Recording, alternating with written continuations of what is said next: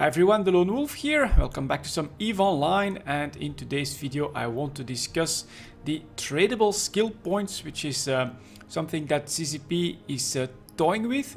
At the moment it's only an idea that is thrown out to us in a dev blog for us to discuss, to give our opinions and all of that sort of stuff. It's pretty controversial. I also just saw Marky Dragon's stream on the topic, a large part of it I would say. And I did like the approach there that it was not just for or against this, but you could also be neutral towards this change. It's actually a pretty important distinction. And I want to give you guys my opinion on this and my analysis of this. So let's head to the browser, let's check this dev blog out and let's talk about it a little bit. So best way to go is community sites, then we've got dev blogs, and we've got exploring the character bazaar and skill trading. Let's read the full post. One thing that I should get out of the way, I see a lot of people that are strongly against this change because they consider it a pay-to-win mechanic in EVE Online. I disagree that this is a pay-to-win mechanic, at least in as far as I also disagree that a character bazaar is pay-to-win. So the way this would work is that other people could basically destroy skill points that they already have trained, put them in a little box and try to sell those on the market. And the more skill points that you already have, the fewer you'll actually get in return. With people that have more than 80 million skill points, you only get like 10% of the amount of skill points that were invested in or lost in the game. Or on the character that actually created the package. So it's quite a severe punishment. For me, for instance, it's of very little interest because I already have 112 million skill points. Let's start with, oh no, I was talking about pay to win. So this is, in my opinion, not pay to win because nothing is created out of thin air. You're not buying an advantage in the game that you could not achieve by just playing the game. It's basically taking the character bazaar mechanic and then just trying to chop it up into little chunks and make it more accessible and make it available straight in the game. Now, my opinion on the ability to skill trade, I would say I'm neutral. The reason I'm neutral is because I don't see anything wrong with the system. It is not against the sandbox rules, it's not against the general rules of EVE Online. So there is nothing that you could say is objectively wrong with the system itself. So I'm neutral because I wouldn't use it. You know, I'm proud of my character, I'm proud of the skills I've trained.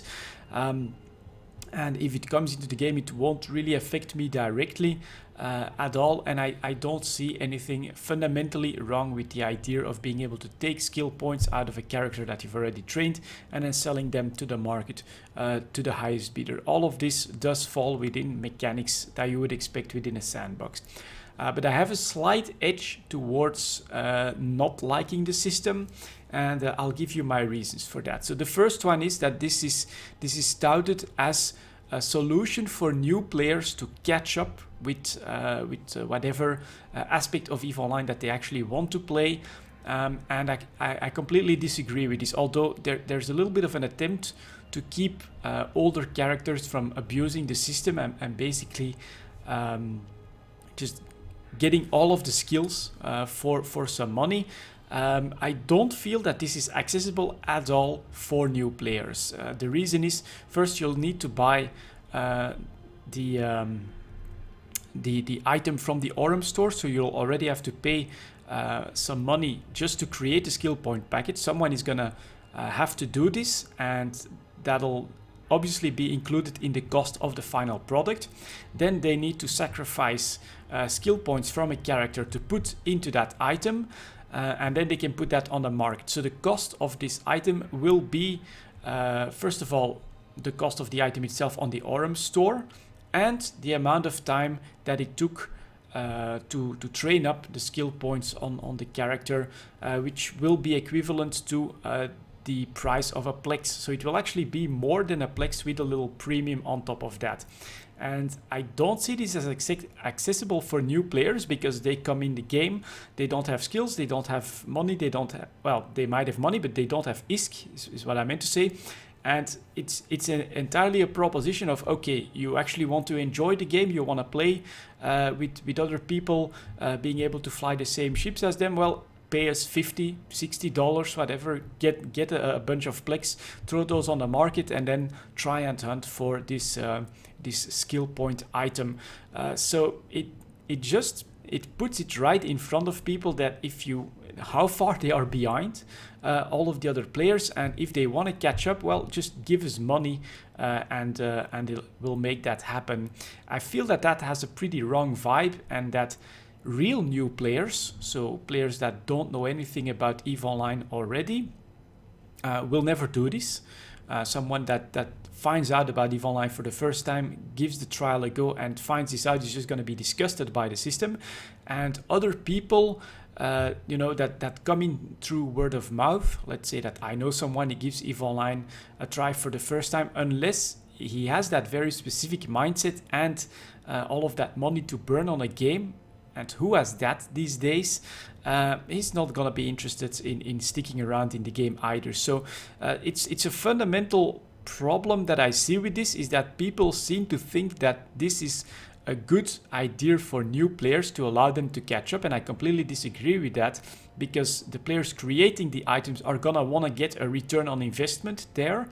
And that just means that they'll dictate this market, and new players will have to pay the price that the older players have already paid anyways. It doesn't give them any advantage or any means to get ahead, which is not given to all of these other players, and B, it's just gonna cost straight up money to do this, and I don't think new players will be willing to do this right off the bat without first having played the game and know exactly what they want to do in it. Second part that I don't like is that this is probably going to try and replace the character bazaar at some point. The first calculations I've seen would indicate that it would still be more efficient to buy a character from the character bazaar, but if this was ever implemented, that's just gonna fall away. All the cheap characters there will just be snagged up, farmed for SP, and then brought to the market for even more money. So it will replace the character bazaar, and at least in the character bazaar you still have consequences from all the history of that character. That one is not being destroyed, and it's the exact same thing with allowing unallocated skill points to be traded and put into other characters. It allows you to erase the consequences from your past. So if you decided to train a skill that turned out to be a mistake, you can undo that. If you decided to train up skills and do bad things on a character, you can just suck that character dry, as long as it's less than, let me see how much it is here, as long as it's less than 5 million skill points, a couple of gang characters, or even up to 90% efficiency, up to 50 million skill points, which, I mean, you can do quite a bit with that. You can pretty much erase bad history, bad skill allocations. All of that is just going to get sucked out of the game. It will streamline all existing skill pools for people that are willing or want to do that. And it takes away one big aspect from the game, which are sentences that we've heard in the trailers. Your reputation is everything in EVE Online. Well, not with this system anymore, and your actions have consequences. And here again, they're just taking away consequences from previous actions, which would be to train skills that you no longer use. So that is the second aspect of it that I don't really like. I feel that while it is not wrong at all, it does go against a philosophy in the game, that the reputation is really important, and that your actions have consequences, so that making mistakes is stuff that you'll have to live with, that is being taken away a little bit. That is purely a subjective thing, of course. There are people that think, well, I'm paying for the game, why should I not be able to play it optimally? And that is an equally right way of looking at it. I fully respect that, which is why I would put myself in the neutral category. But my feeling is that we would lose something from the philosophy of the game that I enjoy personally, and so I would consider that a loss. And then finally, this is actually something that I've not seen anyone else discuss, but for me it's one of those things that did pop up right away. I feel that this will greatly leverage any future content that CCP will put in the game that will require new skills. And what I mean by that is that rich veteran characters don't just have the advantage now that they've trained the basic skills, the skills of stuff that they want to do at the moment, and so they can start skilling whenever CCP comes out with something new, like a new ship or whatever it is, a new activity. But on top of that now, they can actually purchase reserve SP, keep that in the hangar, put it in the character, whatever you want. And day one that CCP comes out with like a new mechanic, let's say, that you require skills to be able to anchor gates. Well, you'll immediately have enough characters that will get all those skills to 5 and be able to use that optimally. You come out with something completely different, like PI came out and it was a new set of skills. You'll immediately have people that say, okay, this is valuable enough, I'm just straight buying that SP, getting full skills for that, starting that activity day one. It takes away longevity from the game. It's really going to leverage, put a big mortgage on any of the future content that CCP comes out for the veteran characters. It's no longer, okay, I have this new thing to look forward to. I'll get to train the skills, I'll get to gather the capital, prepare myself as much as possible for the market impact and all of that stuff. No, even the skill training, which is really the only thing you could not prepare for, is going to come into that equation, and it's all going to be instant analysis, instant maximization of the entire system, and that's just going to shorten the lifespan of all of that content. At least that's how I feel about that. So actually what I feel is the biggest threat of this idea. It is going to go, in my opinion, at the cost of longevity in the game, and the skills are like the one thing that, in my opinion, give EVE Online that potential of becoming EVE Online forever. Because at the moment, I think if you want every skill to level 5, I think you have to train for like 28 years or something like that. It's impossible to have done that. It's going to be impossible to do that because CCP will be able to provide us with new content, new skills to train, and keep expanding on that pool, making the perfect character, as you could say, impossible.